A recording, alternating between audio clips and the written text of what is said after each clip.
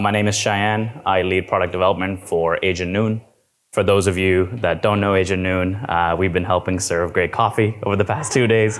Aside from serving great coffee, we are in the org design and workforce planning space. So we work largely with enterprises to help them with any kind of org transformation or driving any kind of strategic workforce planning initiatives that they have within the product. What we do typically is divide it into 4 categories, I would say. We'll go through each of them one by one. The first is really what you're seeing, which is org visualization, which is giving you a sense of your org structure, how is your data distributed, and giving you that visual interface to view your company. The way we bring this data in is typically through your core HRIS system as the starting point, where we have live integrations to Workday, SAP, Oracle, and the 97 others that are in the market. Those are real time, so once they're set up every day, every week, etc., we can refresh the data.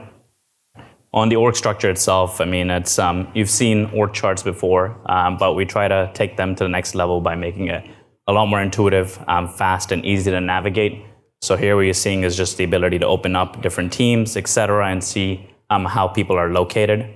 Where things start to get really interesting is looking at displaying that data on the org itself. So for example, if you want to look at things like entity as a field, or what projects people are working on, performance ratings, etc., we can turn on these fields on the org structure to quickly help you display that information. Of course, a lot of this is confidential, so we can control who gets to see what in terms of field and role level access. Aside from displaying just your inherent data, we also do a lot of calculations related to your org structure, like your spans, your layers, etc. So you'll see a lot of these kind of metrics start to show up on the cards themselves, where you can start seeing like what is the ratio of managers to ICs in a certain team, or how many reporting layers are there in the org in certain areas. Aside from just displaying the content, you can also just color code, which we call highlight. So depending on how you want to look at it, maybe you want to display the contract versus full-time workforce, or you want to look at it by entity or by another metric. Again, whichever data you have, you can toggle that on and color code accordingly. And you can set these colors yourself as well. Spotlight is where it gets really interesting when you're looking at the org health or org effectiveness, and that's where we start looking at metrics that you want to spotlight by. So for example, show me everywhere where I have more than 4 as the average span of control, or show me where management cost is more than 20% of the whole org. So if you have these sets of principles as you're going through that org transformation or change, we can ingest them in and then turn on and highlight essentially exceptions in the org very quickly for you. So here you're seeing like I'm looking at spans between 1 to 4, and in the background it's starting to color anyone that meets that criteria. Everything here is PowerPoint exportable, CSV exportable. You can take it outside of the product. We generate it all for you. Saves a bunch of time because no one likes spending their afternoons on Friday updating the org structure, and that's where we get a lot of time saving typically for that core user. Okay. Now this is kind of the entry point, but where things start to get really interesting is on our analytics here. So you're seeing an example of some of the dashboards that we will calculate based on your data. And again, it's very focused on that org structure or design lens typically. So for example, what you're seeing here, if I toggle this by location, is just if you want to look at like your headcount distribution by level or layer within the company, and where are the hot spots. And typically this kind of analysis is useful for looking at, do I have the right shape of the organization? Where am I top heavy? Where am I bottom heavy? And what does that look like by region, by department, by whatever factor you're looking at? These reports can be structured into like a presentation with a one-click export if you want to. There's plenty of charts. I won't go through all of them, but the idea is to help you understand spans, layers, shape of the organization, etc. So all your typical kind of org structural metrics we will generate by default as part of the upload process. Okay, everything you've seen so far is very much as is like org health diagnostics. Where the tool really shines is getting into scenario modeling. And what scenario modeling typically does is it allows you to create what we call what-if scenarios for the future of your organization. So let's say I'm doing a transformation of this business in 2025. I'll copy over this whole data set here. And what I've done is I've created a visual canvas for this company now, where I can start doing things like, okay, let's say, Jerry here is actually, now we want him to report into the CHRO. It doesn't make sense for him to report into the legal team. So we're going to consolidate HR together, and we're going to change the organizational structure and do these kind of modeling exercises to see how the structure could change.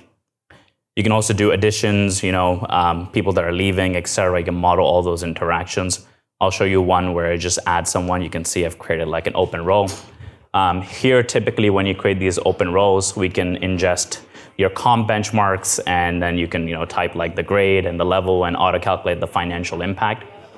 As you're making all these changes, that's where we're giving you a real-time kind of cost analysis or impact of everything you've done. So who you've added, who you've removed, what is the financial impact of that from a salary perspective, from a total cost perspective, et cetera. All those ratios that you might have on different components of cost, we'll bring that in. And then if you start getting very specific and you're doing that functional planning with finance and HR together, look at what does it mean from a cost perspective over time. That's where the forecast part of our product shines, where you can really start looking at from a month by month, quarter by quarter, week by week, like as my transformation goes through, what does this look from a headcount cost perspective? Because what you can do is really say when an effective change is going to happen. So let's say 20 new people are going to be hired. What exact date is that going to happen? And what does that do to my financial forecast? The last piece I'll quickly talk about is back to the analytics itself. So this is where we'll make people analytics a bit more dynamic. So instead of just looking at as is and doing some regression analysis for the future, what we start to do is actually tell you before and afters on your scenarios. So as you make additions, removals, changes, et cetera, all the metrics around spans, layers, headcount cost, et cetera, we start showing you the before and after impact analysis.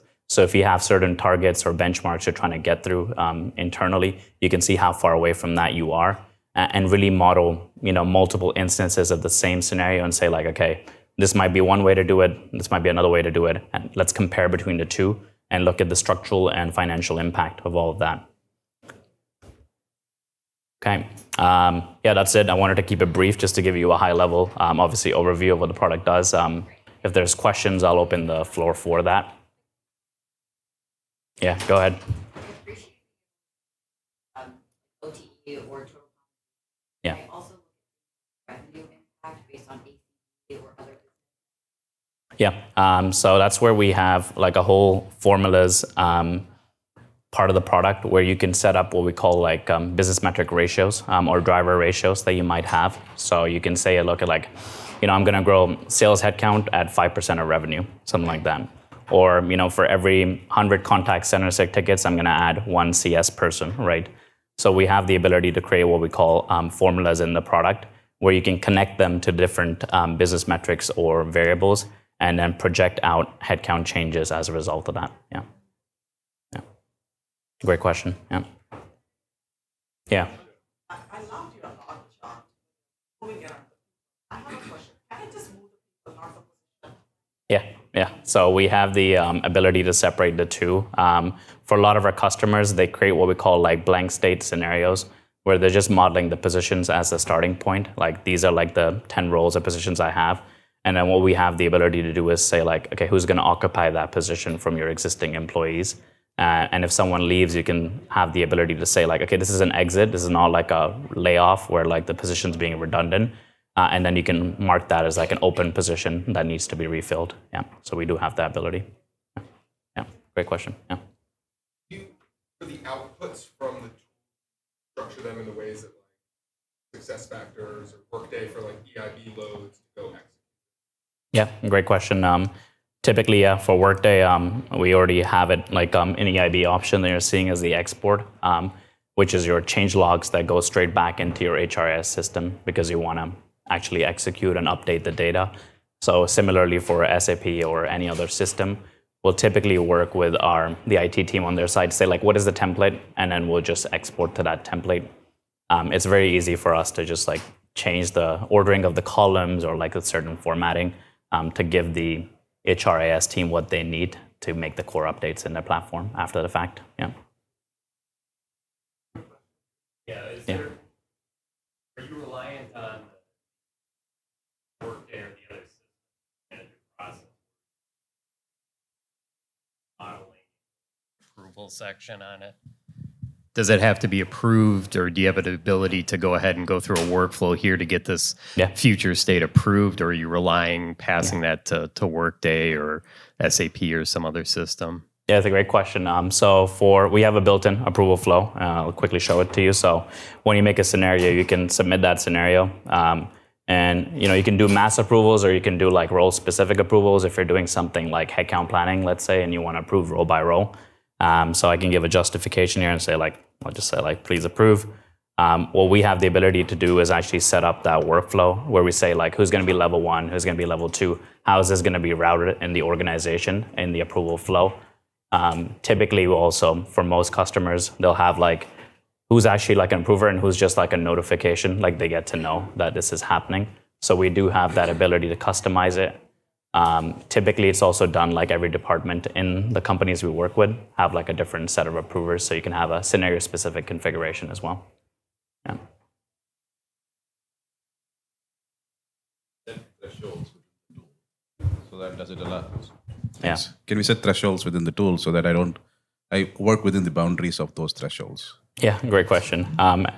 So that's where typically this spotlight function is used, which is we have some standard rules that you're seeing here, but you can set what are my guardrails. So average span needs to be 4 at L3 or above, or you can't have any C-suite with more than 6 layers, because that's what we're trying to optimize. So typically at the start of any new customer will be give us your 10 principles, we'll generate the rules for them, and then everywhere where there's an exception, we will highlight and send you a list of everyone that meets that criteria. So in your modeling exercise, at least you have a starting point to say okay, how do I get them back into the parameters of what I'm trying to work towards? Yeah. Yeah. 2 minutes, okay, great, yeah. Yeah, any other questions? Happy to, yeah, go ahead. Okay, kind of on the form of chalkery, when we're talking about having the parameters, I have an entire framework that we've developed for org health, and there's lots of metrics. And I don't expect the tool to be able to do this today, but just an idea over time would be to help me understand what is the smartest structure that optimizes for the different variables across at the same time. A great question. I think that's where what we're starting to explore is actually moving these boxes and getting to the right structure. Obviously it's helpful to do, but we should be actually take this as the model weights in your organizational LLM, if you think from an AI perspective, and then just really just spit out okay, this is how you would optimize the org structure. So we are starting to work, actually, Nestle is kind of one of our customers where we're starting to they're quite mature, I would say, on the org design space. So we are starting to ingest some of the metrics into their data and use the spotlight as a starting point, and then auto basically make the moves that you were seeing me do in this scenario and say this is scenario A, B, C. These are the 3 options. Yeah. Well, and here are the pros and cons, and here's what you're buying. This is what this is buying you. I would love to follow that as you guys work that. Yeah, 100%. Yeah, 100%. Yeah. How much of this can be customized, especially with the spans? Can I put in, okay, for this function, my span is just going to be 2, 3, but there are functions where I could have up to 20. And the other is, can we build in some of our inbuilt calculation in this tool to do more span of control analysis with cost? Yeah. We get that question from every customer. We're pretty flexible, especially for spans. There's certain exclusions you want to do in your span of control. You're not going to do your cabin crew that has 5,000 people. You're not going to distort your span of control with that. So we are able to customize the calculations. Again, that's part of the implementation process. It's really easy for us to configure the logic, and we have a whole settings module or data management module where you can define what part of my data is actually included in span of control. How do I define layers from my internal framework? Yeah. Thank you. Impressive. Yeah. Okay. Awesome. Thank you for listening.